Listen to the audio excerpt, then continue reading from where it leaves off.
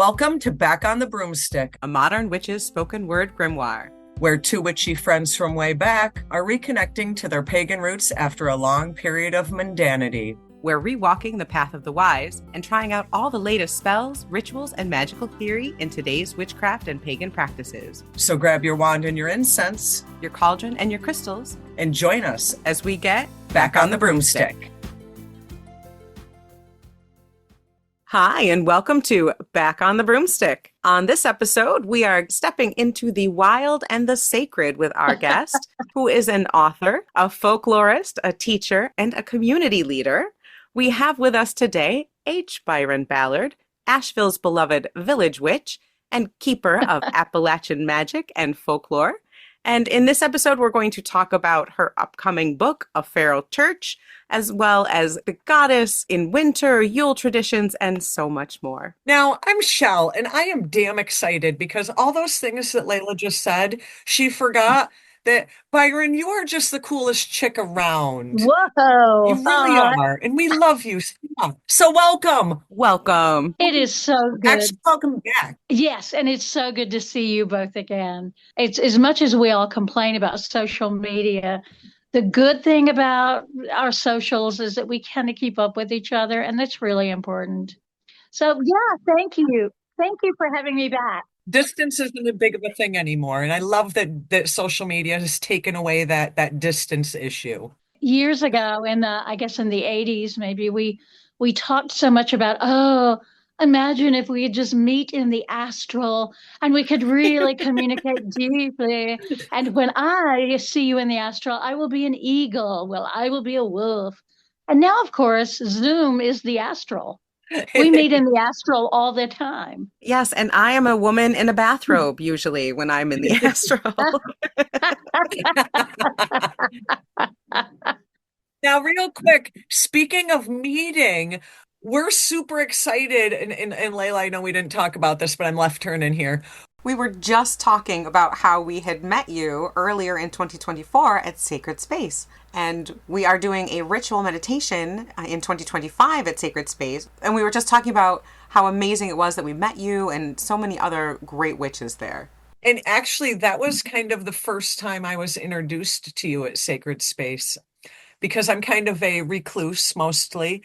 And you just, this last year of being exposed to you and your vast knowledge and wisdom has just been mind-blowing for me. So thank you for coming into my sphere. Oh, that is so kind. Thank you. Thank you for that. She is a sweetheart. But I do want to I'm going to take a left turn because I am super excited about your book, A Feral Church. You have been writing about this a little bit on Facebook. There's a Facebook group for it.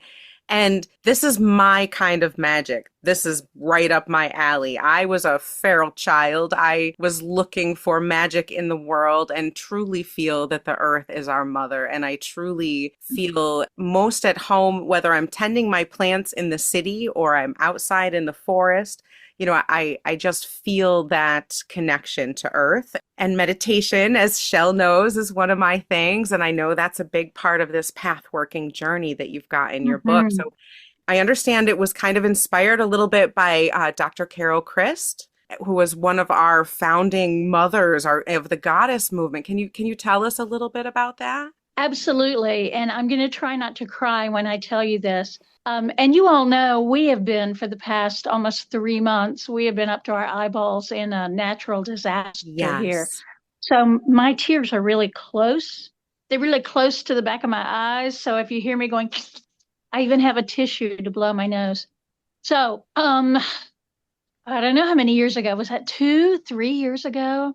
I was at Appalachian Summer Solstice Festival, which is in southern Ohio at Wisteria. And I heard, picked up my phone early in the morning and heard that Carol Christ had died. And I never met Dr. Christ, but her work had a profound effect on me. And so I just sat there being contemplative and a little weepy and sad. And some of it was very selfish. I was sad because I was never going to meet her. I would never get to do one of her pilgrimages, none of that. So it was very kind of personal, wah, wah, wah. as it's okay for that to be too. Mhm. And a friend came over and said, "Oh, you okay?" And I went, "Well, yeah, but," and told what had happened. So we sat there pouring Irish whiskey into our coffee, our morning coffee, and talking about the profound effect she had had on both of us and the goddess movement in general. So I get back in my car on Sunday and I'm driving home. It's about a 7.5 hour drive. Uh, and I kept hearing this voice going, well, it's probably time for a new goddess theology book. I mean, she hasn't written, Dr. Chris hadn't written anything new and big in a long time. And we've had kind of a dearth of goddess spirituality, new information. And I went, yeah, oh, I hope somebody does that. So I was having this kind of internal dialogue with myself. And I personally think that part of that dialogue was, in fact, the Great Mother saying, yeah, that'd be a good thing to happen. Mhm. Yeah. Huh, I wonder who could write that. Who could it And Nudge, nudge, be? push, push. who could possibly do that? And I kept going, yeah, I don't really know. And thinking about some of the great thinkers I know who are goddess theologians. And then it hit me, well, you could write that. And immediately I was like, no, are you nuts? That, ugh. Nobody knows me for any of that work. Imposter syndrome rears its I head. know, exactly. And then came very clearly, you're a woman who, throughout her entire long years, has been a goddess worshiper. I have never, ever seen divinity in male form. So that when I would go to church with my grandmother when I was little and they would say God, he, it didn't make sense to me. Like, Mhm. why would you say that? That's so weird. I mean, I got that Jesus was a boy. That made sense, but the whole rest of it it made no sense to me, which I guess means that I didn't think of Jesus as a divinity, but we can let that go. And and I am one of the founders of a goddess temple that has been around Yes. for almost 20 years. So who else could do it? Mm. You weren't being asked, you were being gently told. Yeah, I was being, we have a member of our circle of council who always brings her very strong husband when we have work to do. And he always sort of bows his head and goes, yes, I was voluntold to be here. So, so that's how it felt like I'd been voluntold. Now you get to write this. And then, of course, I didn't know where to begin. Real quick, I just want to kind of touch on the backstory. What really kind of drove you and your clan of people to found what is now the Mother Grove Goddess Temple? And can you talk about that temple a little bit for us? Like, what was the Yeah, inspiration back when this came about for you? we were a very, very active and still are a very active pagan community here in Asheville. And early on, oh gosh, during one of the Bush administrations, I think Bush 2, we decided it was necessary for us to do a pagan nonprofit that did social service stuff because Mhm. there were far too many Christian groups here that in order to get a box of food, you had to pray to Jesus, Right, Yes. right. which, that happens all over the world and has for hundreds of years. Doesn't make it right. No, it doesn't make it right, but it is normalized, as they say. Mhm. So we did that and we created the Coalition of Earth Religions for Education and Support, which is still active today. It's called CERES, CERES. I like And that. out of that group, we met during the witch wars of the 90s. We just kept broadening what community looked like. And I and several other people tried to push that organization to consider doing a goddess temple. And they were really firm that that was not their vision, it was not their mandate. And so, sorry, this is kind of long, but it's kind of weird and cool too. So, Earth Day to me has always been the ninth holy day on the wheel. Yes. And in Asheville, Earth Day is when we have a big party and there's a lot of great beer and bands and what else. And it always just infuriated me. And I couldn't figure out why. And then I woke up about 2 weeks before Earth Day was supposed to happen and realized that I wanted to do a ritual. So I called a whole bunch of people and asked if they would come and bring a song or a prayer or a dance. And we would meet under this big tree in a public park and we would celebrate Earth Day. Well, we did that. We had a huge turnout. And afterwards, we all met at one of the women's houses around the fire in the backyard, standard operating procedure. We drank, yeah, we drank a lot of tequila. And over the course of a few hours, we determined that we would do it. We were going to start a goddess temple. And we did the paperwork to do our nonprofit status. We submitted it to the IRS on the summer solstice. And we and we got the word back on Bastille Day that we were a nonprofit church. That's how fast it happened. Wow. So there has always been a sense that we lead a kind of a charmed existence. And what we're doing now is no surprise to any of us that we've jumped into what we're doing with the Helene relief. I'm glad you mentioned that because actually an interview with you was requested by our listeners in particular because, they wanted to see how you're doing. You are quite a favorite amongst our listeners. We have a discussion group on Facebook and they requested that we have you come on and talk about your book and also ask you how you are doing with those relief efforts. How are people doing and do they still need help? Yes. At this point, much of the triage work has been done. So the work that we could do, which was bringing food and water and propane heaters. I know more about propane heaters than I ever thought I would know. Mr. Heater, your propane buddy, is also our buddy. And we now have 6 of them at Mother Grove Goddess Temple ready to go out into the community. That's wonderful. Yeah.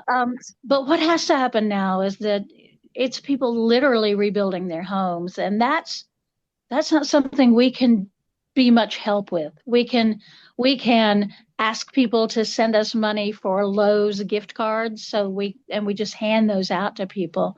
But we're in this for the long haul. It's going to take another 2 or 3 years just to establish a baseline of where we were. It has devastated Helene and the aftermath of that, devastated an area the size of Belgium. In my county alone, we lost almost 50% of our mature trees. Wow. And that wasn't from the flood. That was from the rain and the wind.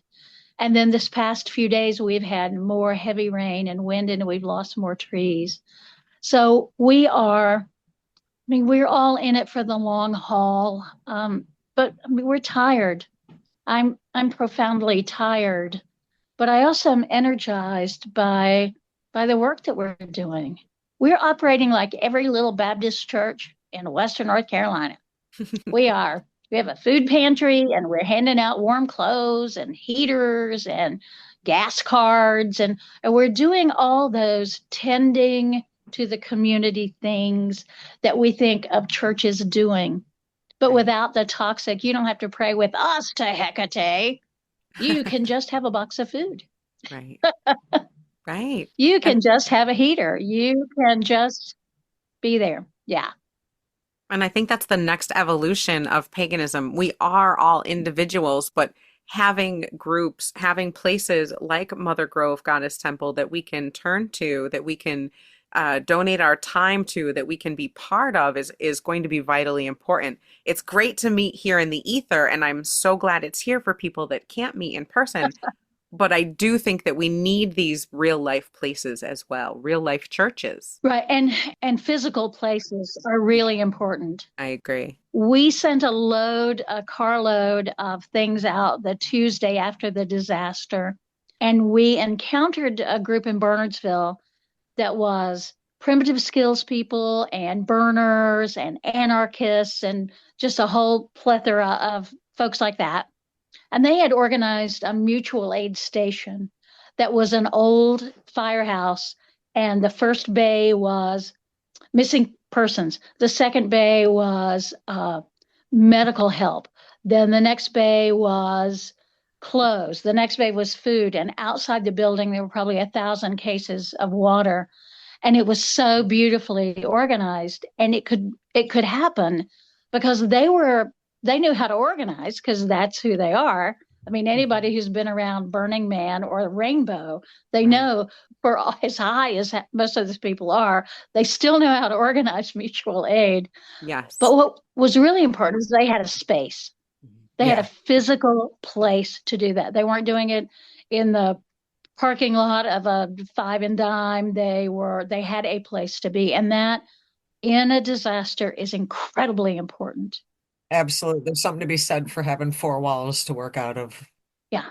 And we were lucky. Mother Grove is tiny. It's 3 rooms in what used to be an old hospital. Mm. And we basically boxed up all the books and put them in a corner. And we made room for more food. And we brought in all the food and water we could. And then we ran out of space for water. And in the hallway outside the temple, there are just cases and cases of water. And somebody said, "Aren't you afraid people will steal it?" And we said, Let "Well, them, steal it. let It's them. for people to have. Let them take what they need." And so we made sure everybody in the building knew that that water, well, it wasn't our water. It was our water. It was their water. And so people take water. Water shared is life shared. That's what I believe. So that has been really, it's been good for us. We were initially at the temple every day, 7 days. We did that for about 5 weeks. Wow. And then we realized we couldn't, with the number of volunteers we had, we just couldn't keep that pace up. So now we're there Monday, Wednesday, Friday, or by appointment. So if someone says, "Oh, I can't be there, is anybody going to be there Sunday?" Then one of us will step up and go, "Yeah, I can come by Sunday. What time are you coming?" So it's been really, it's going to sound weird, but it's been so good for us because we feel like we're doing important work. And yes, public rituals for each of the holy day is important work. It is. Having a food pantry for years is important work, but this feels like serving the community in a way that we've never had the opportunity to serve before. And I love that you were there and are able to help so many people. I've followed along on your social media with the things that you get and have been able to help in the community, and it's just so heartwarming. I will make sure to put links to all of that because your Thank community is going to need you for the near future. It's not over. No, It's going no. to be years of helping to take care of people, just being there for ceremony, for ritual, not just the food pantry and the outreach, but all sorts of needs. So I'll make sure that there's links people can find you and continue to help. Thank you. And that's been one of the joys of this too, is that people can come to Mother Grove and we will light the candles on the main altar and we will leave them in the chapel so that they can do what religions, spiritualities choose to do, which is to spend time with the divine and just meditate or pray or cry or just find a place of some comfort. And that's been really beautiful because we've never done much of that, which is just to be available as a place of worship. I love that you offer that. And I wish there was more of that across not just the country, but across the world, really. Me too. Me too. Especially nowadays. So I am going to veer a little bit, but still in the same vein of physical places. One of the big cornerstones of your belief system is in animism, is spirits of place. It seems to be that, you're very much tied to the land. Mm. Can you talk to us a little bit about connecting to spirits of place and to the energies of the land, particularly in wintertime? As always, I'm going to tell you that by telling you a story that somewhere in my socials, and I don't remember which one, someone was saying that the river, one of the rivers that flooded is the French Broad River, which is perhaps the third oldest river in the world. It's older than the Appalachian Mountains, and you know how old those are. And this person was saying that he was afraid to be near the river now because it had caused so much destruction. And so the vibe felt wrong to him. And other people chimed in with, "Oh, it just feels dangerous and it feels like it doesn't like me anymore." And I came into the conversation to say, third oldest river in the world, amazing river. We take advantage of this river all the time and we don't treat it with the respect we should. But the point is that Rivers have a limited number of things they do. They flow, and when there's a lot of rain, they flood. And when there's not enough rain, there's drought and they dry out. And that's what rivers do. And it's not personal. The French Broad did not flood to punish the people of Asheville and Buncombe County. Neither did the Swananoa. None of these rivers, the Big Ivy, none of these rivers that flooded in a punitive way because they hate people. They do what rivers do. And it's the same with the trees. Yeah, we lost so many oak trees. It still hurts to see these 100-year-old, 150, 200-year-old trees that just uprooted themselves and fell over. And their roots are still reaching skyward as the tree itself dies. And it's a hard thing for people like me to look at. But again, the trees didn't fall over because the wind was mean. And the trees didn't fall over because the rain drowned them. The trees fell over because the wind was too strong and we'd had too much rain and the soil let go. And it's not emotional. I mean, it's emotional for us. We feel it very deeply, but for all those pieces of nature, they don't do that to punish us. They do that because that's how nature behaves. It's just what nature is and what nature does. Yeah. And so many people were saying things like, oh, who could have expected this? And a lot of us said, well, we expect this because it's happened before. There was a flood on this same river on the French Broad in 1916 that my family lived by the river. And I heard stories growing up my whole life about the Great Flood of 1916. And at that point, the French Broad rose to 22.4 feet, I think, above its banks. Wow. And this time was 27. So it was arguably worse than the 1916 flood. But 1916, it's not within living memory, but I'm only 2 generations removed from that living memory because my grandmother remembered it. She was 12 years old. She remembered it really well. So we did know that. And in 1940, it flooded. And in 2004, it flooded. But we love to forget about those things because that feels icky or, oh, that couldn't possibly happen again because now we're so much more sophisticated. And we're just not because, as you all know, Mother Nature always bats last, always. It's And we true. can think we have some control over nature, but we simply don't. No, and it can be scary sometimes, especially if you feel disconnected from that. If you feel like it is a personal attack, or if you don't feel that you have that connection to the place. Do you have anything that you can recommend magically that a pagan, a witch, or a heathen could do in a place to help them feel more connected to the space that they're in? I'm always going to tell people to ground themselves. Just ground yourself. Feel what the earth itself feels like. We had a little bit of a scare a few days ago, maybe 2 days ago, with the New Madrid fault. And I do you know saw about that. that? Yeah. Yeah, it did a little kind of shimmy. And for those who know, they know that that fault in 1812, it busted loose and the Mississippi, part of the Mississippi River ran backwards. That's how powerful it was. Not every event has to have a sinister meaning behind it. No. Sometimes things just are. Yep, exactly. And it's different if we're talking about places in Pennsylvania where there have been so much fracking. Right. And the old coal mines, those are bad. Yeah. Yeah, and those are bad. That's human intervention into natural activity. And it usually comes back to bite humans on the ass. So we do it to each other. It's not nature doing that. You brought up Pennsylvania, and that reminds me of a question I needed to ask you. So I Okay. had to actually write this quote down. I was doing some back research on Farrell Church before today, and I was listening to a couple of interviews you did, and you stated, and I love this phrase so much, you are from where your grandmother was born. My question is, maternal or paternal? Either one. I mean, good question, by the way. Um, yeah, when I was growing up, that was the understanding in this part of Appalachia is that you weren't even from where you were born. You were from where your grandmother was born.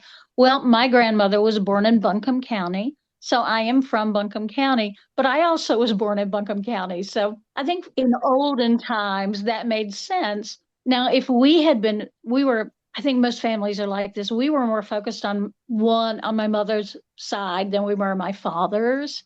And I think that happens with a lot of people. They're focused on one side or the other. Often, Yeah. yeah, often whichever side is physically closest or is nicest. I don't know. Because I loved the concept, but I'm sitting there and I'm like, okay, is this my mother's mother, that grandma, or is it my father's mother, that grandma?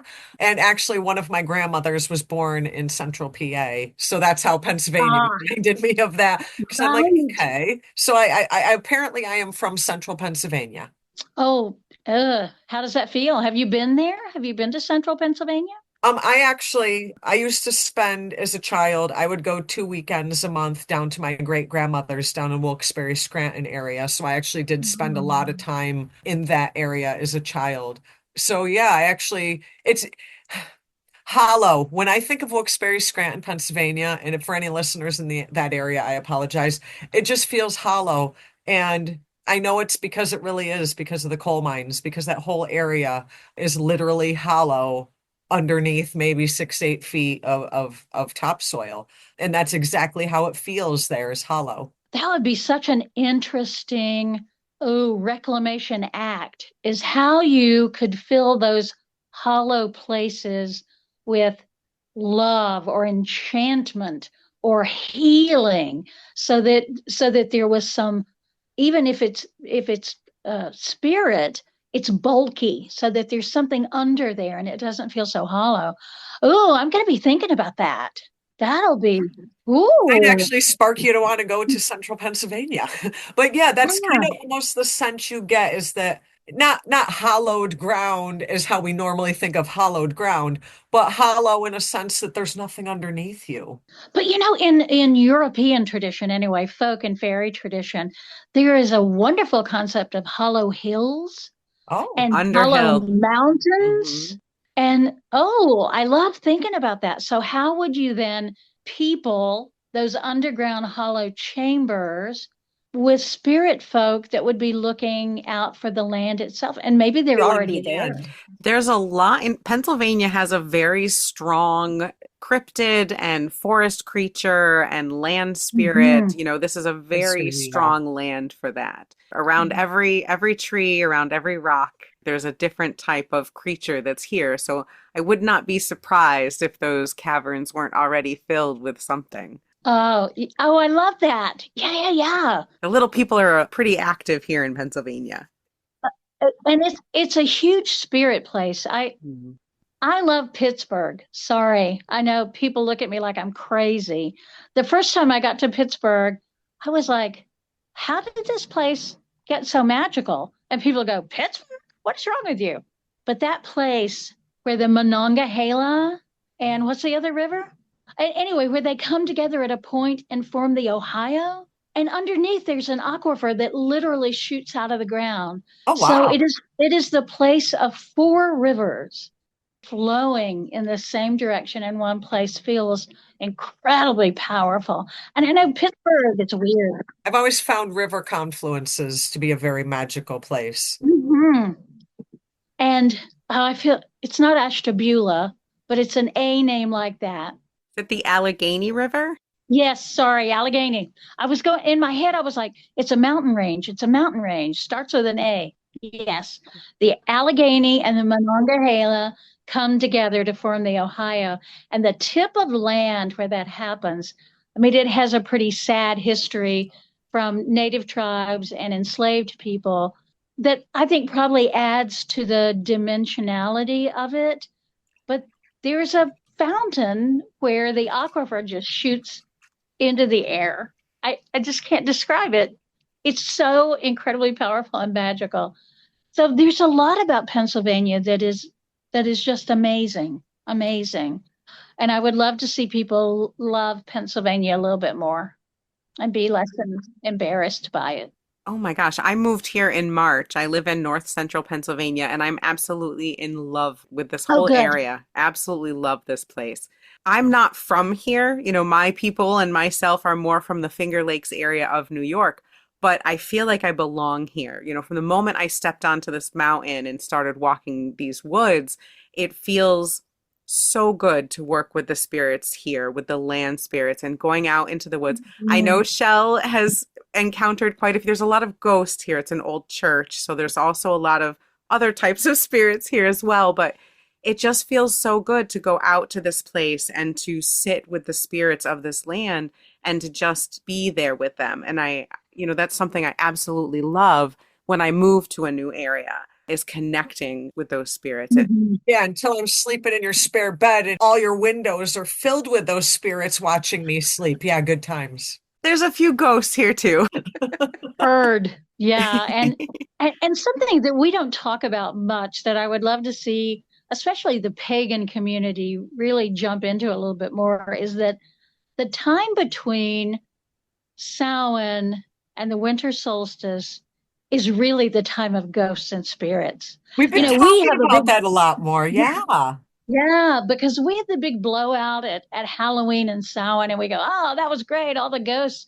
But I'm telling you, this last days away from the winter solstice, everybody's gonna have people looking in the window while they're sleeping. Everybody. Not Hmm. just Santa Claus this time. No, there's the Christmas witch and there's Krampus and all Yule these. Cat. Oh, Yule Cat, Odin with the Wild Hunt, and all these different gods, goddesses, spirits that help to shuttle or ferry our dead from Samhain to the solstice. This is the time when they all ride through. And that's kind of the new perspective I've had. And I'll admit this is something that is kind of a new concept for me to be following. But I'm starting to look at this time between Samhain and Yule is kind of like everybody shows up at Samhain, and then by the solstice, it's time to go. You been Yes. here, Yeah. like you're, it's almost like when people come for the holidays, they're all showing up during Samhain, and by Yule, okay, move along. You don't have to go home, but you can't stay here, kind of thing. Yes. Yes. Exactly. And something that we play around with, play around's probably the wrong phrase, but something that we honor here is that when the wild geese are making their southern migration, that they often pick up the spirits that need to be moving on. And I call it in Northern Europe, they refer to that as the gabble ratchet. And when we see and hear especially the gabble ratchet moving south, we acknowledge hand over heart ancestors because the ancestors are going home now to the big home, which has led me because I'm Western European to the core. I always think about the other lands, the summer lands, the apple lands, they're in the West. But the older I get and the more I think about all the people that moved from the colder part of the country southward, Hmm. and I think about elders and ancestors moving. Where would they go? They'd go to like Key Largo, wouldn't they? Right, right. Yeah, they wouldn't want to stay here. There are so many cultures. I believe it's the Norse or some Scandinavian cultures. It's the swan that carries spirits to the Hmm. afterworld. Here in Yeah. America, it's geese or sometimes cardinals or sparrows.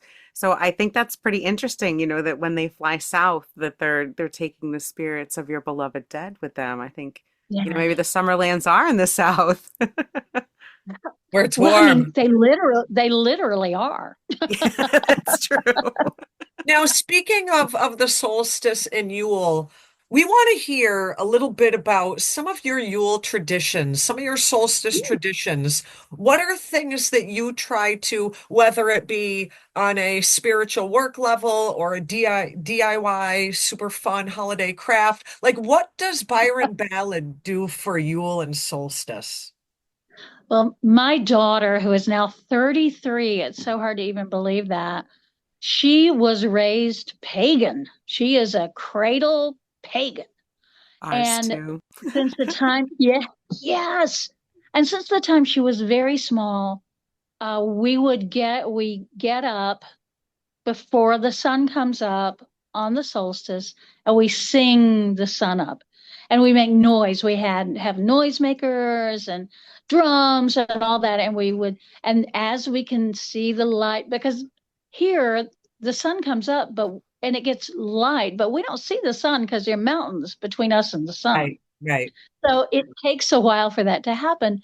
And then we would sing, and then the last thing we always sing is "Here Comes the Sun," da da da da. And then we would go in and I would drink coffee and she would have hot chocolate. And I we love did that. that all the way through college because she would come home from college. Then when she went out into the world, we don't do that anymore. And I do it, man, most years I will go out with a cup of coffee and I'll, rattle a bell or beat a drum, and then I will sing George Harrison, and then it's like, yay, yay, yay. Um, so that's one thing that I love doing. I collect early on in the season, I collect Hanukkah geld, the chocolate coins, Mhm. because they remind us that the sun is returning, Sol Invictus. And so I put those in all my gifts. So you might get a loaf of handmade by me banana bread, chocolate chip Mm. banana bread, and some gold Mm. coins to remind you that the sun is returning.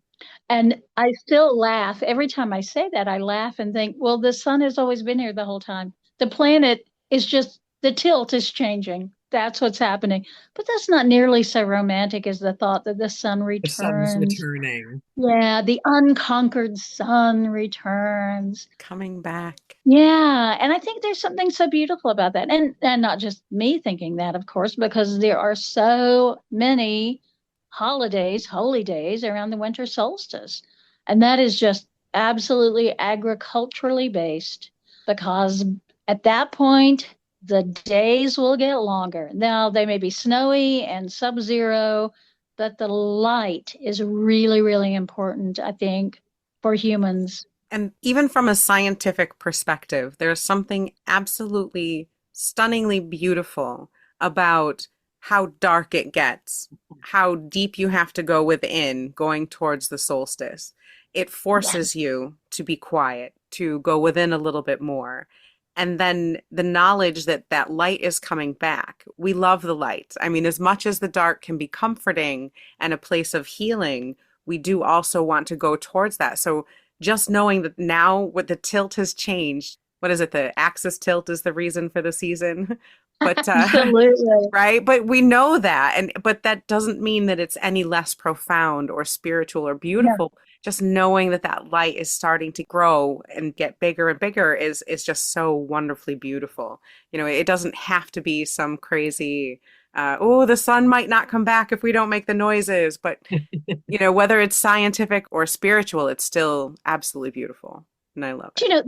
That old-fashioned notion that people made a lot of noise and all that at the winter solstice because they were afraid the sun wouldn't come back. You only had to live through one cycle, and you would go, "Oh no, now is the time when the days get longer." It literally is not rocket science, it's just observation. And so if you live in a community of people, the oldest people will know. Yes, every year that happens. It'll be fine. I mean, we can do some stuff if we want to, but it's still just going to happen. And there would always be a Shell who would fail to wake up at dawn because there's no way she's getting up that early. And yet it would still happen and it would still Yep, come. it And would. so everyone would be like, that's okay. Well, we slept through it this year and it still happened. We're good. We're You okay. can sleep through it next year now. There you go. Well, it's the beauty of following the cycle of the seasons, isn't it? Mhm. So, two solstices, two equinoxes, we don't have to believe in that. That's astronomical. It's going to happen. Right. It is a hard concept, though, especially when you are in, like, say, where we're located in the Northeast. Yes, the sun is returning, but that's the start of bitter, Yeah. cold Yeah. season. And sometimes it's hard to equate the light half of the year with such cold. It, Hmm. it really is. You have to kind of trick yourself with that, I think, because just because there is more light doesn't mean there's more warmth. Right, And right.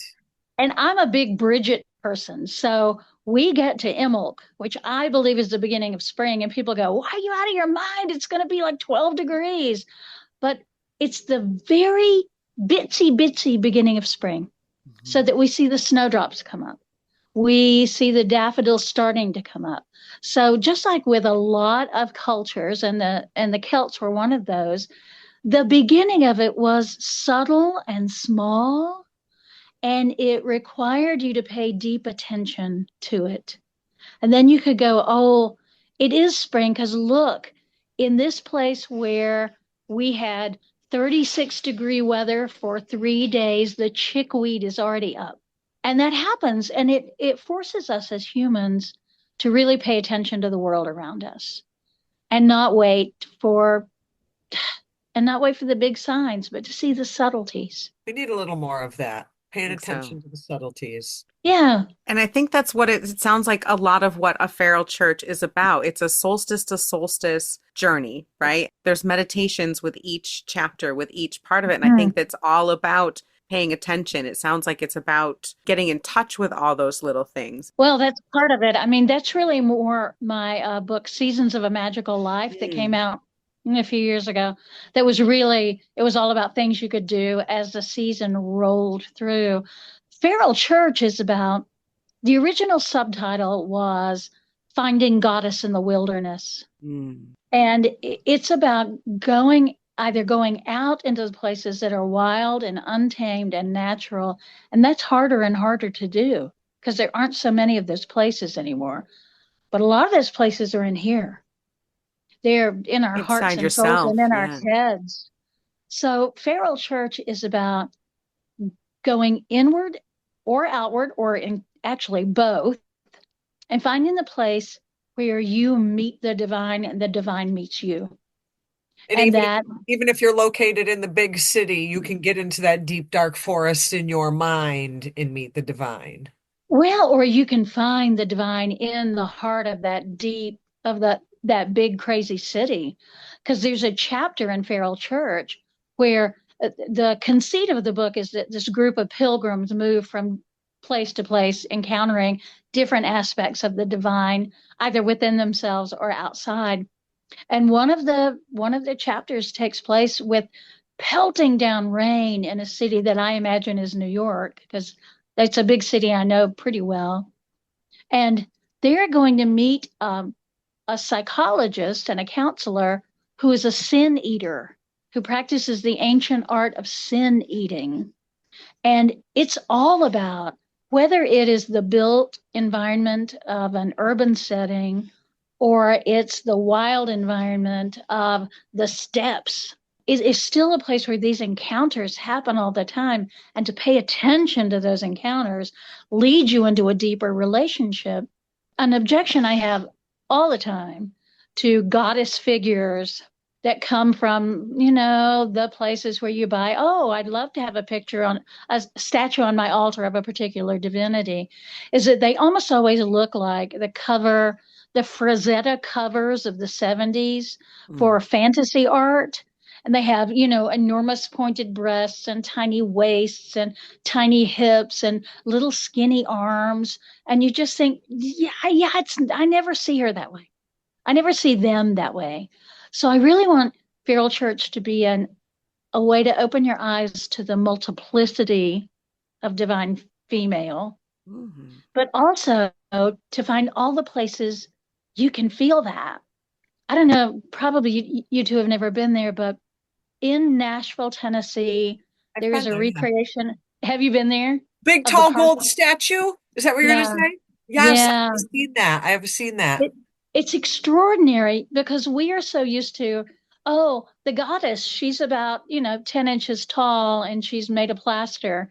And you walk into the Parthenon and it's Athena, huge. She is so huge that standing in her hand is winged Nike, the goddess of victory. And winged Nike is 6 feet tall. Yeah. Wow. Yeah. So she's just, and Athena was my first goddess. So when I saw that in Nashville, I literally fell to my knees weeping.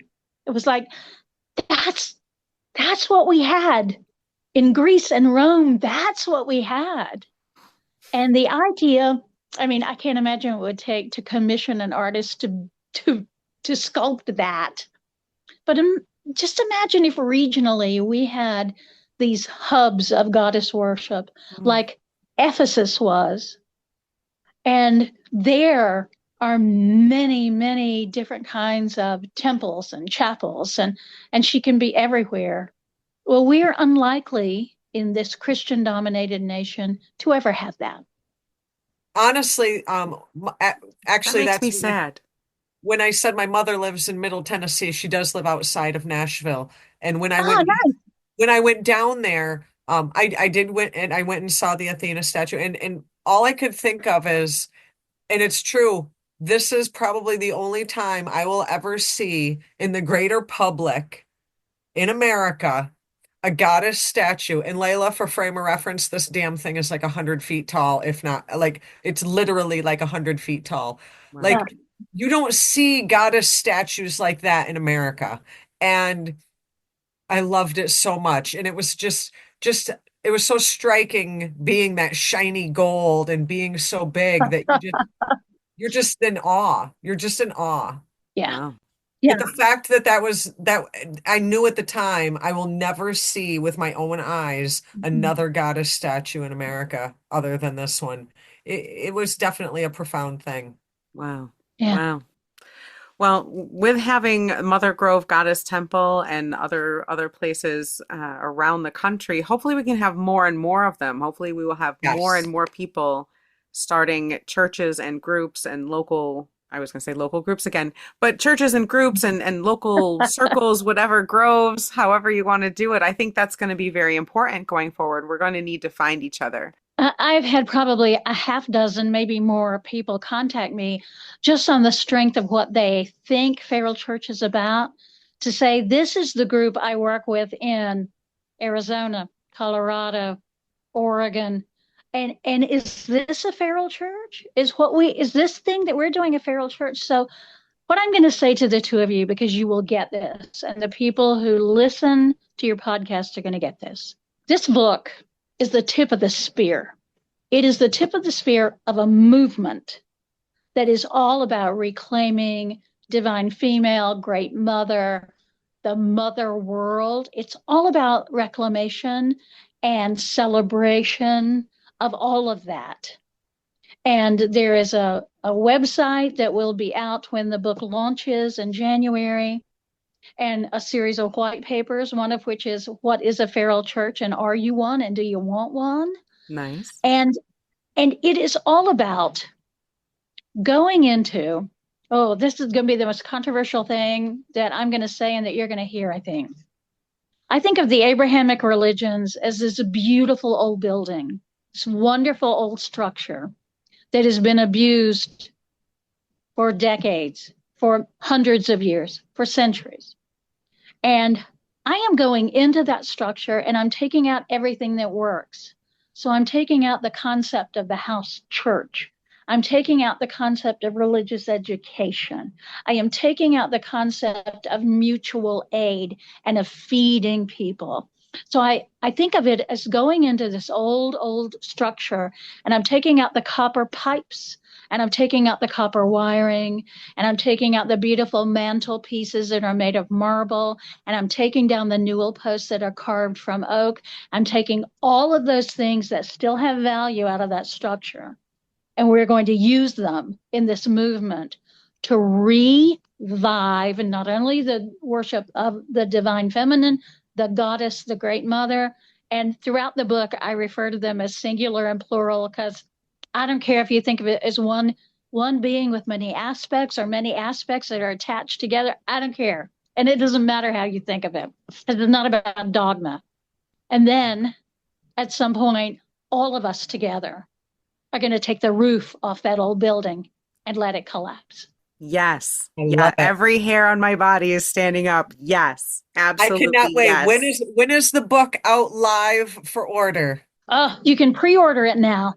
And I Ooh. suggest that people go to my local indie bookstore, which is malaprops.com, malaprops.com. And you can pre-order it. And when it comes in, they will bring out a big rolling cart of all the pre-ordered books. I will sign them all. and I will stick a bookmark in it, and then they will come out to you. I understand that the finished book, which is what I have here, I got a copy of it on Monday. The finished book is now in Llewellyn's warehouse. Nice. So there is a chance if you do a pre-order now that you will get it before the launch date, which is January the 8th. I will make sure that there are links to that. I will put that whole link right down in the show notes so that you can run right over to Malaprops and pre-order your copy, because I'm going there right after we wrap. So.